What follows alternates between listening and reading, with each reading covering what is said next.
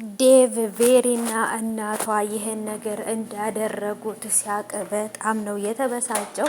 ቤሪም እንግዲህ ቤሪ እያለ እየተጣራ ዴቭ በገባ ሰዓትም ቤሪ እጅግ በጣም ነበር የደነገጠችው። ምክንያቱም ይህን ነገር ከሱ ሰማለሁ ብላ ወይም ይህን ንግግር ከሱ ሰማለሁ ብላ ስላልጠበቀች እጅግ በጣም ከባድ ነገር ተፈጠረ። ቤዛና ወንድሟም እንግዲህ እነ ይሄኛውን ልጅ እንዳያችሁት እንግዲህ ከቤት ካልወጣችሁ እያሉ ቤቱን በፎርጅጅ ወረቀት አሰርተው እነ ቤዛ እንግዲህ እያደረጉ ያሉት ነገር ታውቃላችሁ። ዶክተሩም ለዴቭ ሁሉን ነገር ነግሮታል። አዴይም በሱ ምክንያት ልቧ እንደተሰበረ ዴቭ አወቀ። ሰላም ውድ የተከበራችሁ የቻናሌ ተከታታዮች እንዴት ናችሁ? ከኔ ሁሉ ሰላም ነው። ሰላማችሁ ይብዛልኝ ባላችሁበት ውድ ቤተሰቦቼ። ለዚህ ቻናል አዲስ ከሆናችሁ ሰብስክራይብ አድርጋችሁ ቤተሰብ ሁኑ። ነባሮች እንኳን በሰላም መጣችሁ ብያለሁ። ዛሬ እንግዲህ በድጋሚ የአደይ ድራማ ተለቋል ውድ ቤተሰቦቼ።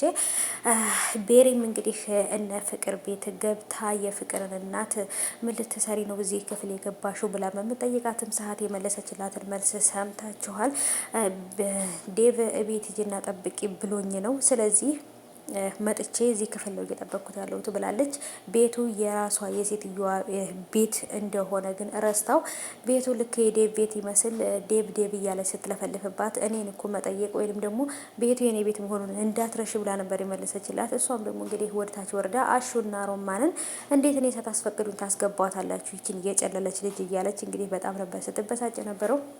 ልጅቷም ደግሞ ሙሉ ለሙሉ ዴቭን ለራሷ እንደምታደርገውና ዴቭ ጋር እንደሚጋቡ ሙሉ ለሙሉ 100% ልቧን አሳብጣ መናገር ትችላለች። አዴይም ደግሞ የተፈጠረው ነገር እኔን እናትህ ናት ወደ ሆቴሉ አንተንና እኔ እንድንጋባ እንደፈቀደችና ሰርፕራይዝ እንዲያደርግ ፈልጋ ለአንተም ያልደወልኩልህ ሰርፕራይዝ እንድናደርገው ብላኝ ነው። ስለዚህ የሁሉ ነገር የሆነው በቤሪና በእናትህ ምክንያት ነው ብላም ስትነግረው በጭራሽ ሊያምናት አልቻለም። ምክንያቱም ከምንም በላይ መተማመንን የመሰለ ነገር ነው ትዳርንም ፍቅርንም የሚያስቀጥለው ብዬ አስባለሁኝ። ዴቭ ግን ስሜታዊ ከመሆንና ሰዎች ጋር ከመስተዳደብ ከመደባደብ ውጭ ግን አንድ ተግባር ያለው ነገር ያደረገው ነገር አልነበረም። አሁን ላይ ግን አደይ በሱ ምክንያት ልቧ ተሰብሮ እንዳለች በእናቱና በቤሪ በምትባል ሰይጣን ይሄ ሁሉ ነገር የተዘጋጀ እንደሆነ ሲሰማ ግን እጅግ በጣም ነበር ልቦ የተሰበረው። ቤሪንም እንዴት እንደዚህ ታደርጊያለሽ ብሎ በጣም ነበር አስደንግጧት። እሷም ከተቀመጠችበት ተነስታ ተፋጠው ባሉበት ፓርት ላይ ነበር ያለቀው። ፍቅርና ሮማንም ምን እየተፈጠረ እንደው ግራ ገብቷቸው ተፋጠው ነበር። አራቱም ተፋጠው ባሉበት ሰዓት ላይ ነበር ያለቀው።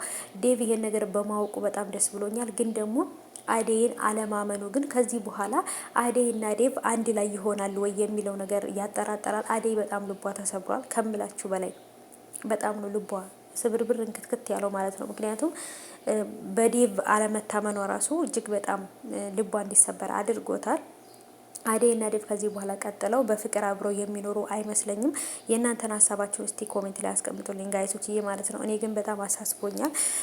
ቤሪ ጋጠ ወጥ የሆነች በጣም መጥፎ ጸባይ ያላት ስነ ስርዓት የሌላት ኢትዮጵያዊን የማትመስል አይነት ጸባይ ያላት ልጅ ናትና ምክንያቱም ከአደጋገር የመጣች ስለሆነች ስነ ስርዓት የሚባለው ነገር ራሱ የገባት አይመስለኝም። ዶክተሩም ግን ዴቭን ያናገረበት አነጋገር ወይም ስነ ስርዓቱ እጅግ በጣም ደስ የሚል ነበረ። ዴቭን ቀስ አድርጎ ሁሉን ነገር አስረድቶታል። አደይን እናት ልትጎዳት ትፈልጋለች። አንተ ባልጠበቅካት ሰዓት ደግሞ እኔ አደይን ጠብቂያታለሁ፣ ስለዚህ ምንም ማድረግ አልችልም ብሎ ነበር ያለው። ይሄን ያህል ለእኔ ለሚስቴ ይሄን ያህል መጨነቅ የለብህም ብሎ ነበረ ዴቭ የመለሰለት። ባል እንደ ዴቭ ከሆነ ፍቅረኛ እንደ ዴቭ ከሆነ ቢቀር ነው የሚሻለው ማለት ነው። ምክንያቱም የሆነ ሰው ወሬ አመቶ ሲነግረው ያን ሰው አምኖ እኔን የሚጎዳኝ ከሆነ ፍቅረኛ ወይም ባሌ አይደለም ብዬ ነው የማስበውና ስለዚህ ሚስቴ ናት ብሎ ፍቅረኛ ናት ብሎ ካሰበ በደንብ ሊጠብቃት ይገባል አደይን ዴቭ ማለት ነው። እንደዚህ አይደለም መሆን ያለበት።